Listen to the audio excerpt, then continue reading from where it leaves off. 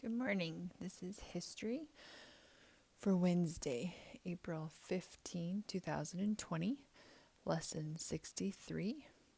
The year is 1945, the start of the Cold War. It was Bernard Baruch, an advisor to President Harry Truman, who said in 1947, "Let us not be deceived. We are today in the midst of a Cold War." Baruch meant by a Cold War that the United States and the Soviet Union were still fighting after World War II. He called it a Cold War because these two superpowers weren't battling with planes, tanks, troops, or artillery. They were fighting instead with policy, propaganda, scare tactics, and espionage.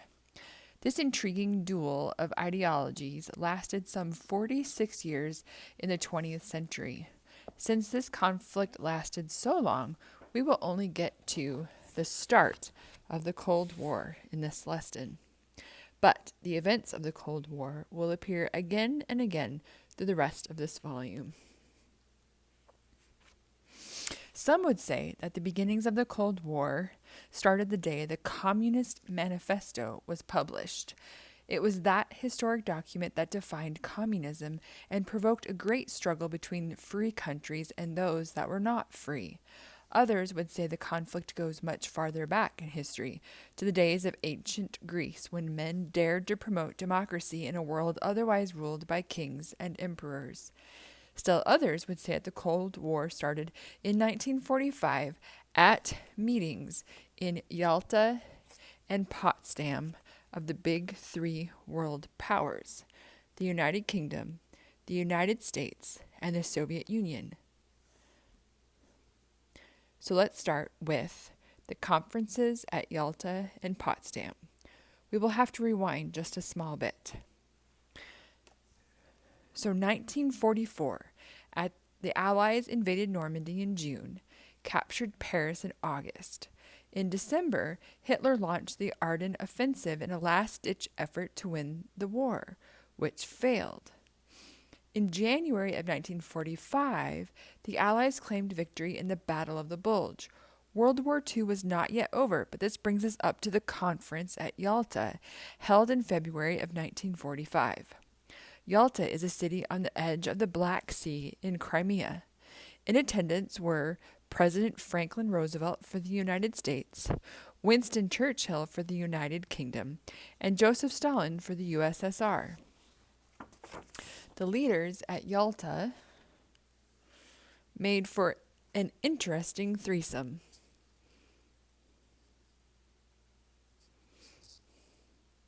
Roosevelt and Churchill had their ideas for how the world ought to be governed, and Stalin had his, but they all had one thing in common: the ultimate demise of the Third Reich. Therefore, these superpowers were willing to meet at Yalta face to face, smile cordially at one another, and discuss world affairs. Besides much debate on how to stop Japan, because, of course, the war in the Pacific was still underway in 1945, the main topic of the meeting was what to do with Germany when the war was over. Joseph Stalin wanted to strip Germany of its resources as an act of revenge and then make it a communist country. Roosevelt and Churchill both wished to rebuild Germany as a free nation. It was as if an imaginary line was drawn in the sand at Yalta between the opposing worldviews of communism and capitalism. To bring some compromise to the situation, it was agreed at Yalta that Germany would be divided into three occupation zones: one American, one British, and one Soviet. The French were added later. Each zone would govern as it desired, or so it was proposed. To complicate matters, there was the question of what to do with the city of Berlin. The capital city of Germany, Berlin was of great value to both the Soviets and the Western powers. Geographically, though, it was located deep in the zone designated to the Soviets. To solve this problem, it was decided that Berlin would be divided similar to the manner in which Germany itself as a whole was divided. The east side of the city would be the Soviet zone and be Soviet-controlled. The west side of the city would be divided into three zones under the control of the United States, the United Kingdom, and France. It was in July and early August of 1945, after the war in Europe, that the Big Three met again in the city of Potsdam, Germany. By this time, Truman had replaced Roosevelt as President of the United States, and Churchill was on his way out of office. So it was Stalin, Truman, Churchill, and his successor, Clement Attlee, who represented the superpowers at Potsdam. It was there at Potsdam that the imaginary line drawn up at Yalta became much more visible. The Big Three agreed it was necessary to divide Germany after the war to keep the Nazis from rearming and terrorizing Europe all over again. In fact, nations around the world formed United Nations in 1945 to keep peace in the war-weary world and provide a platform for international arbitration. However, problems arose in the divided city of Berlin. The Soviets ran their zone of the city under communist rule, and the Western powers ran their zones as free societies. Thousands of residents fled east to west to avoid Soviet control. To stop these defections, the Soviets decided as early as 1948 to close all roads and railways between East Berlin and West Berlin. The point was to starve out the Free Germans of West Berlin and coax them over to the east. Allied forces retaliated against this blockade with the Berlin Airlift. In this extraordinary mission, food and supplies were flown into West Berlin for over a year to more than 2 million Germans. One general nicknamed it Operation Vittles for all the food that was delivered. It was a lot of food and supplies to give away for free, but the Allies thought that footing the bill for that was better than another war. In time, the Soviets gave up on their blockade, and so the Berlin Airlift was canceled. Like a big game of chess, this was one of 100 ways the Cold War was fought without weapons over the course of 46 years. In May of 1949, the Western powers, United States, United Kingdom, and France, officially merged their zones to form a new nation. They named it the Federal Republic of Germany, but most people called it West Germany. Its capital was the city of Bonn. Feeling threatened by this move, the Soviets formed a new nation out of their zone 5 months later. They named theirs Germany Democratic Republic, but most people called it East Germany. Its capital was East Berlin. As the years went by, a curious thing happened. The Soviets began to encircle their side of Berlin with barbed wire to stop millions of East Germans from defecting to the West. By 1961, a wire formed a fence, and by 1965, the fence was a 96-mile long, 12-foot high wall that literally divided Berlin in half. The Soviets called the wall an anti-fascist protection rampart. The West called it the Wall of Shame.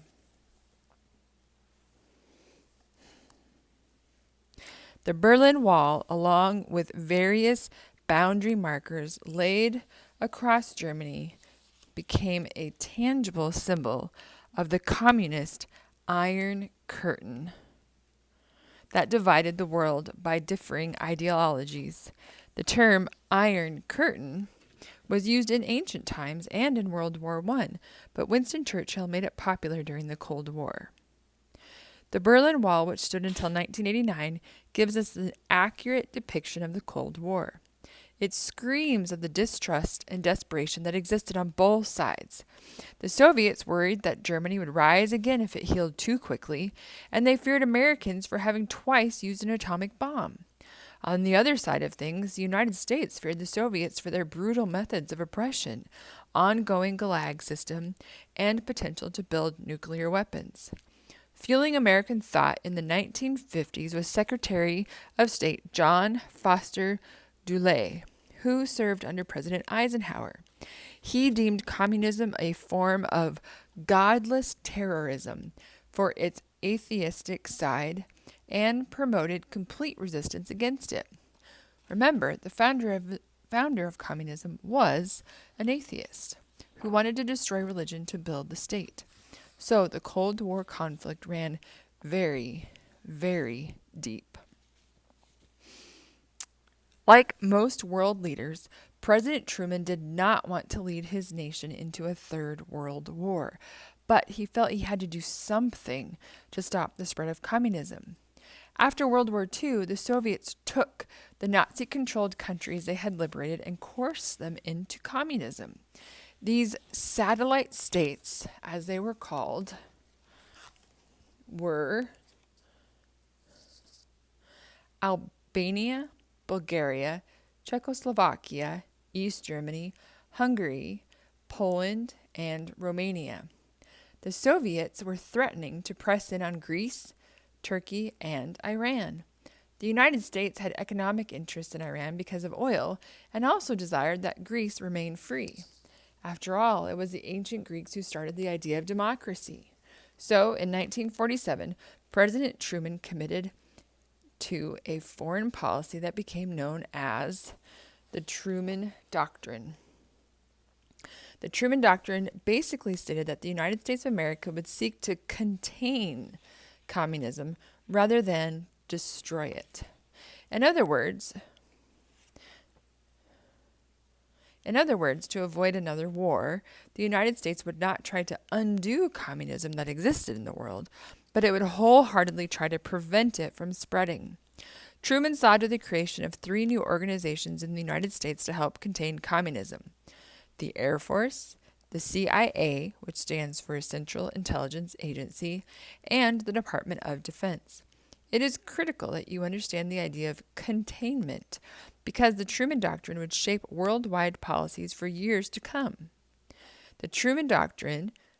Because of the Truman Doctrine, the United States sent $400 million of aid to Greece, which did, in fact, break free of the Soviets.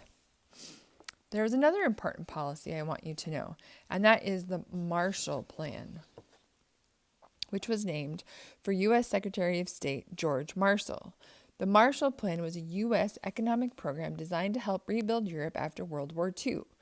Why would the United States pour $17 billion into the recovery of Europe?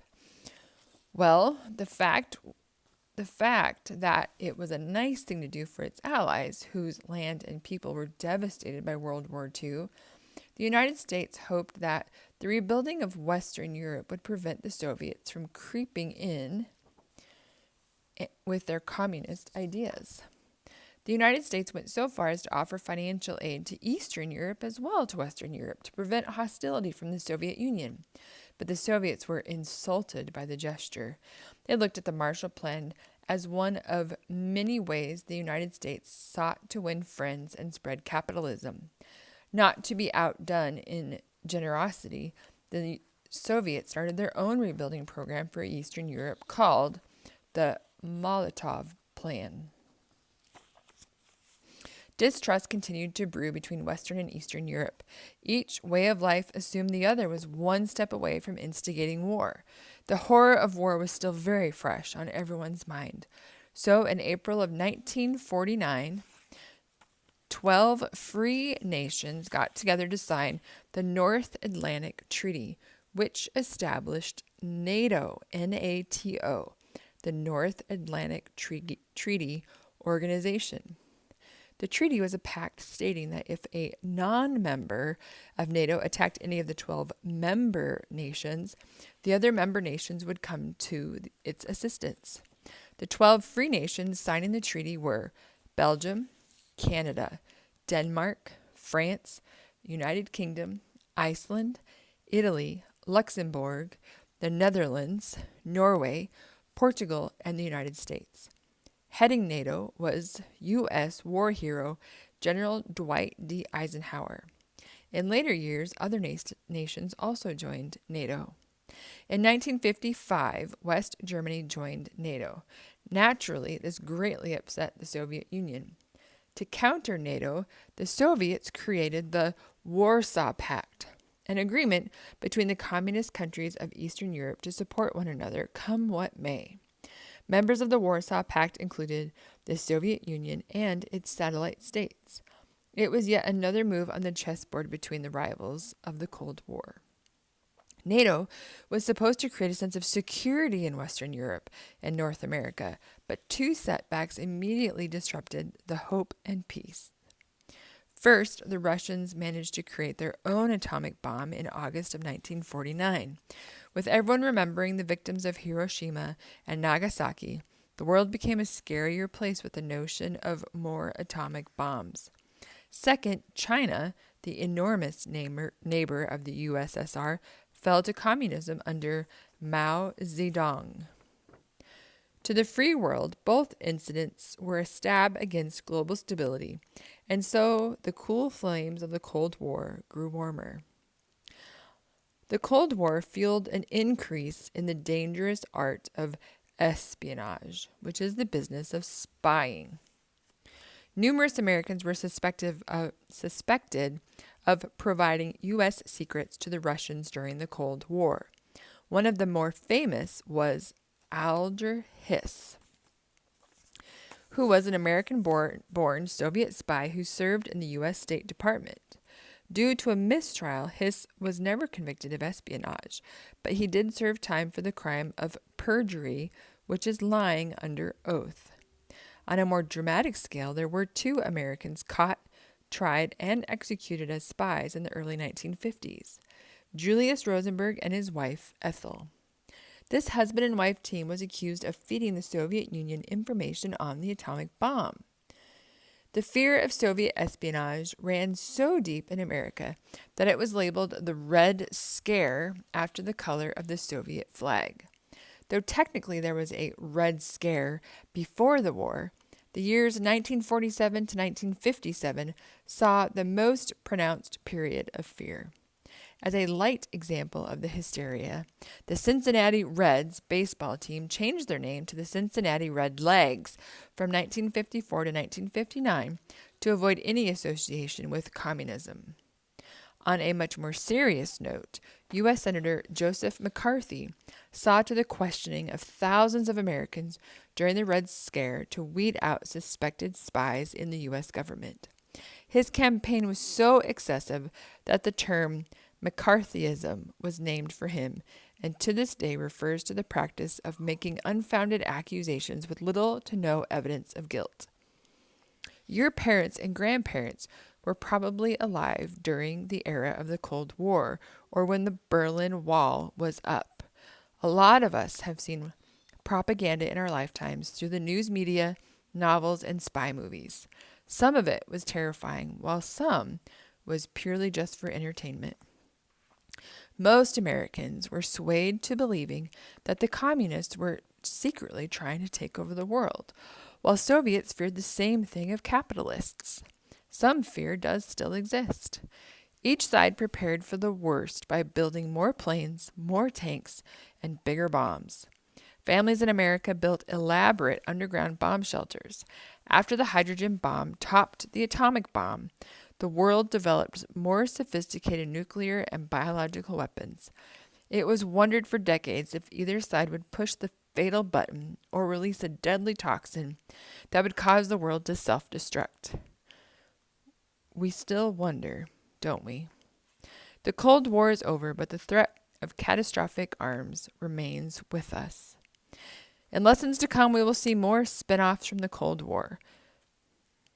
A few of the events that we will hear about is the Cold War grow hot in Asia with the appalling wars of Korea and Vietnam.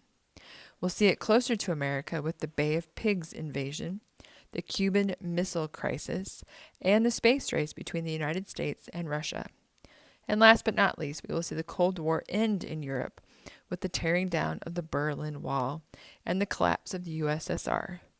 Before we get to these, we need to pay a visit to Israel, a country that waited a long time for its people to return and its name to be restored on the map.